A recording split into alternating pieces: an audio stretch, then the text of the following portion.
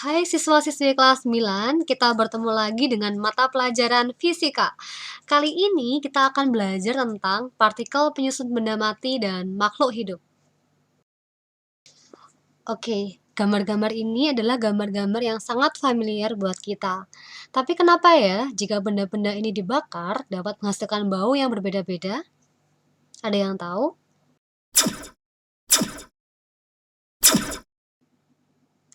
Ya, tepat sekali perkiraan kalian. Perbedaan bau hasil pembakaran ternyata disebabkan oleh kandungan zat atau atom yang berbeda-beda. Nah, sekarang pertanyaannya, apa itu atom?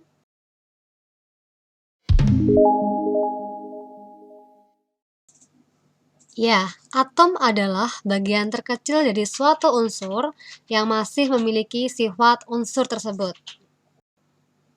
Berdasarkan pengertian atom tersebut, mari sama-sama kita pikirkan.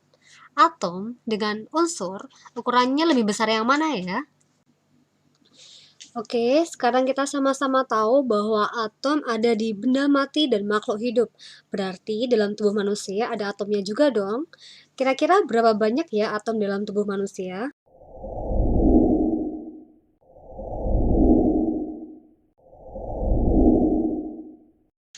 Wow, ternyata atom dalam tubuh manusia adalah 8 kali 10 pangkat 27. Banyak sekali. Jadi dalam tubuh kita ada begitu banyak atom. Kita sama-sama tahu bahwa atom merupakan partikel terkecil dari suatu materi. Tapi ada yang lebih kecil daripada atom loh. Partikel itu dinamakan partikel subatom. Oke, partikel subatom itu terdiri dari apa aja sih? Kalau misalkan kita lihat di gambar, yang warna merah itu adalah proton, yang warna kuning itu adalah neutron.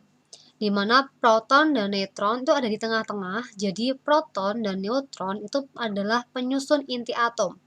Sedangkan inti atom dikelilingi oleh elektron-elektron, di mana elektron ini berada di orbitnya masing-masing. Nah, muatan positif itu adalah proton, dan yang tidak ada muatannya itu adalah neutron atau netral, sedangkan muatan negatif itu adalah elektron. Ada beberapa ilmuwan yang mengemukakan teori tentang atom. Penemu yang pertama adalah Dalton, yang kedua adalah J.J. Thomson, yang ketiga adalah Rutherford, yang keempat adalah Niels Bohr, dan yang terakhir adalah teori mekanika kuantum. Sebelum Dalton mengemukakan teorinya, pertama kali yang menemukan atom adalah Demokritus. Dan menurut Demokritus, atom adalah suatu zat atau materi yang tersusun atas partikel-partikel kecil.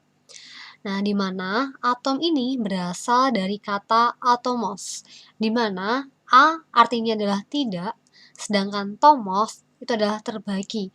Jadi, atom adalah suatu partikel yang tidak bisa terbagi kembali untuk menjadi partikel yang lebih kecil. Jadi, misalkan orang ini memukul-mukul batu, maka batu ini akan terbagi menjadi bagian-bagian yang lebih kecil, di mana bagian yang lebih kecil ini tidak bisa terbagi lagi menjadi bagian yang lebih kecil lagi. Maka, bagian terkecil itu dinamakan atom. Setelah Demokritus menemukan atom, maka Dalton menyempurnakan penemuan Demokritus, di mana Dalton mengemukakan yang pertama, atom sebagai bola pecel dan merupakan bagian terkecil yang tidak dapat dibagi lagi. Yang kedua, atom dari unsur yang sama, maka massa dan sifatnya adalah sama. Yang ketiga, atom tidak dapat diciptakan dan tidak dapat dimusnahkan, sama halnya dengan energi. Dan yang keempat, atom dapat bergabung dengan perbandingan tertentu membentuk suatu senyawa. Di sini Dalton mengemukakan bahwa atom merupakan bola pejal. Bola pejal di sini dimaksudkan adalah bola yang dalamnya berupa padatan, tidak ada rongganya. Teori atom Dalton disempurnakan oleh J.J. Thomson, di mana J.J. Thomson menyanggah pernyataan Dalton bahwa atom merupakan bola pejal. Jadi, Thomson berpendapat bahwa atom merupakan bola berongga di mana muatannya adalah positif. Namun di dalamnya tersebar merata elektron. Nah, teori atom J.J. Thomson ini dikenal dengan teori roti kismis. Kenapa disebut roti kismis? Karena elektronnya tersebar merata seperti roti kismis. Teori atom J.J. Thomson disempurnakan oleh teori atom Rutherford. Rutherford mengemukakan hasil penelitiannya sebagai berikut. Atom adalah bola yang di tengahnya terdapat inti yang bermuatan positif dan inti tersebut sebagai pusat massa atom. Sedangkan elektron berputar mengelilingi inti atom. Percobaan yang dilakukan Rutherford adalah sebagai berikut. Gambar sebelah kiri dan gambar sebelah kanan atas itu merupakan alat yang digunakan oleh Rutherford untuk melakukan percobaan.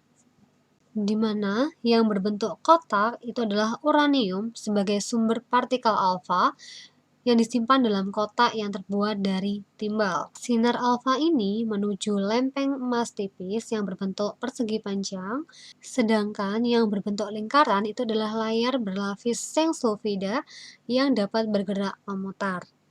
Jika kita perhatikan di sini, sinar partikel alfa yang ditembakkan ke lempeng emas tipis itu ada yang dibelokkan, kemudian ada yang dipantulkan, kemudian ada yang diteruskan. Kenapa bisa seperti itu? Cari tahu yuk. Oke, sekarang kita akan belajar nomor atom dan nomor massa. Dalam tabel periodik unsur, unsur disimbolkan dengan X. X merupakan lambang unsurnya. Kemudian, ada huruf A di sebelah kiri atas, itu menyatakan nomor massa. Nomor massa itu merupakan penjumlahan dari proton dan neutron. Sedangkan Z di sebelah kiri bawah itu merupakan nomor atom. Nomor atom ini menyatakan jumlah proton, nomor atom juga menyatakan jumlah elektron dalam atom netral. Oke, ini adalah tabel periodik unsur. Dalam tabel periodik unsur ini terdapat 8 golongan dan 6 periode. Ini adalah golongan 1A, golongan 2A, golongan 3A, 4A, 5A, 6A, 7A, dan 8A. Sedangkan yang di tengah ini adalah golongan B. Golongan B akan kita pelajari nanti ketika kita sudah SMA. Nah, selain itu ada periode. Periode 1, periode 2, periode 3, periode 4, periode 5, periode 6, dan periode 7. Dalam periode 6 terdapat lantanida, sedangkan di periode 7 terdapat aktinida. Lantanida dan aktinida ini masuk dalam golongan B. Jadi, dalam tabel periodik, mana yang merupakan nomor atom dan mana yang merupakan nomor massa, kita ambil contoh magnesium. Angka pojok kiri atas, angka 12, merupakan nomor atom.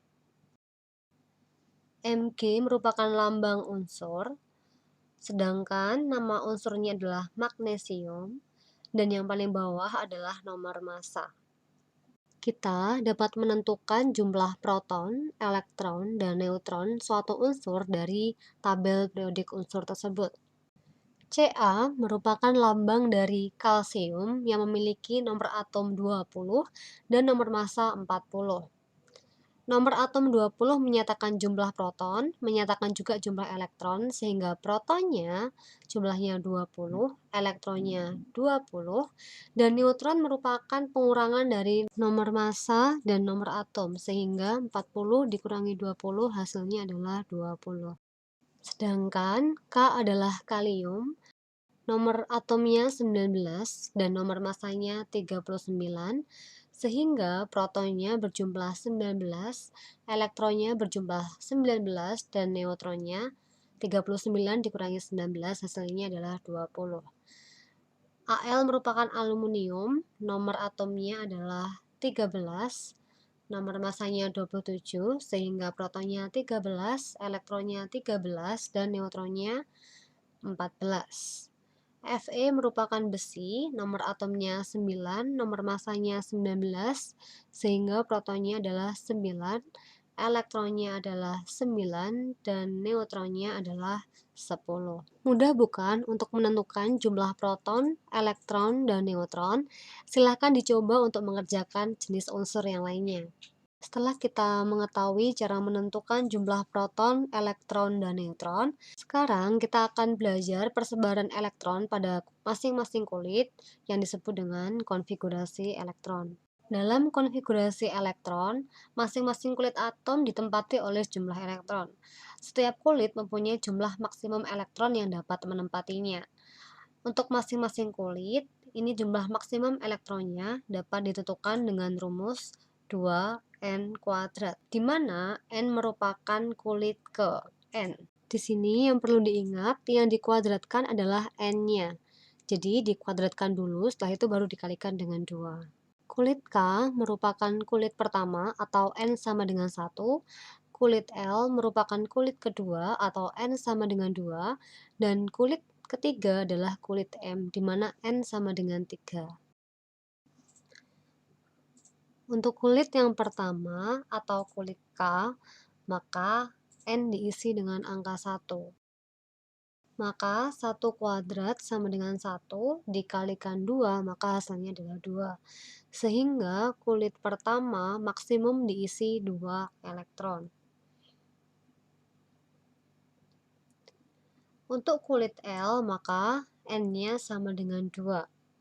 2 kuadrat itu adalah 4, 4 dikali 2 sama dengan 8. Sehingga untuk kulit L, maksimum elektronnya adalah 8. Untuk kulit ketiga atau kulit M, maka N sama dengan 3. Sehingga 3 kuadrat sama dengan 9, 9 kali 2 adalah 18. Sehingga untuk kulit M, maksimum elektronnya adalah 18. Untuk atom hidrogen, nomor atomnya 1, sehingga jumlah elektronnya 1, maka 1 elektron menempati kulit pertama atau kulit K. Untuk helium, simbolnya He, nomor atomnya 2, jumlah elektronnya juga 2, maka 2 elektron menempati kulit pertama, karena kulit pertama maksimum 2 elektron. Untuk neon, simbolnya Ne, nomor atomnya 10, maka jumlah elektronnya juga 10. Kulit pertama terisi 2 elektron karena maksimum elektronnya 2, sisa 8 elektron menempati kulit kedua atau kulit L. Untuk natrium, simbolnya adalah Na, nomor atomnya adalah 11, maka jumlah elektronnya juga 11. 2 elektron menempati kulit K, 8 elektron menempati kulit L karena maksimum 8, sedangkan sisanya 1 elektron menempati kulit ketiga. Cl nomor atomnya 17, sehingga jumlah elektronnya juga 17. 2 elektron menempati kulit K, 8 elektron menempati kulit L, sedangkan tersisa 7 elektron menempati kulit M. Untuk argon, nomor atomnya 18, sehingga jumlah elektronnya juga 18. Kulit pertama terisi 2 elektron, kulit kedua terisi 8 elektron, kulit ketiga terisi 8 elektron. Untuk kalsium, simbolnya Ca, nomor atomnya 20, maka jumlah elektronnya juga 20. Kulit K terisi 2 elektron, kulit M terisi 8 elektron. Nah, sisa 10 elektron. Karena maksimal kulit terakhir adalah 8, maka tersisa 10 elektron tidak dapat langsung dimasukkan ke kulit terakhir.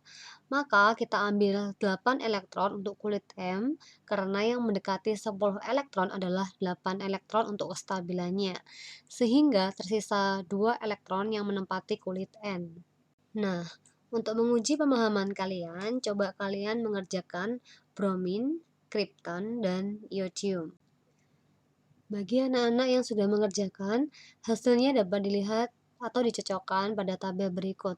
Kalau kita sama-sama perhatikan, maka jumlah elektron terluar itu menyatakan golongan, sedangkan jumlah kulit itu menyatakan periode. Bisa dicocokkan dengan tabel periodik unsur. Oke, sekarang kita akan belajar tentang ion. Seperti kita ketahui, atom-atom akan ada dalam keadaan stabil jika kulit atom terluarnya berisi 8 elektron. Untuk mencapai jumlah 8 elektron, suatu atom dapat melepaskan atau menerima satu atau lebih elektron. Nah, atom yang menerima atau melepaskan elektron dinamakan dengan ion. Sehingga, ion adalah suatu atom atau kumpulan atom yang bermuatan listrik karena menerima atau melepaskan elektron. Nah, atom yang bermuatan positif karena atom tersebut melepaskan elektron dinamakan dengan kation. Sedangkan, atom yang bermuatan negatif karena atom tersebut menangkap atau menerima elektron disebut dengan anion. Oke, sekarang kita akan belajar jumlah proton, elektron, dan neutron pada ion. Seperti kita ketahui, ion ada dua macam, yaitu kation dan anion. Untuk jumlah proton, kation, dan anion itu sama dengan nomor atomnya. Jadi, untuk kation, proton sama dengan nomor atom, dan untuk anion, proton juga sama dengan nomor atom. Untuk kation, jumlah elektron sama dengan nomor atom dikurangi ion. Untuk anion, jumlah elektron sama dengan nomor atom ditambah ion. Sedangkan untuk neutronnya, untuk kation dan anion sama, yaitu perhitungannya nomor massa dikurangi dengan nomor atom. Untuk kation, kenapa perhitungan elektronnya itu sama dengan nomor atom dikurangi ion? Karena kation ini adalah sebuah ion yang terjadi karena suatu atom kekurangan elektron, sehingga jumlah elektronnya sama dengan nomor atom dikurangi dengan ion.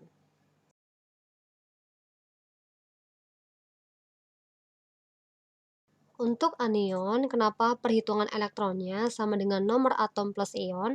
Karena anion ini terbentuk dari atom yang kelebihan elektron, sehingga elektronnya sama dengan nomor atom ditambah dengan ion.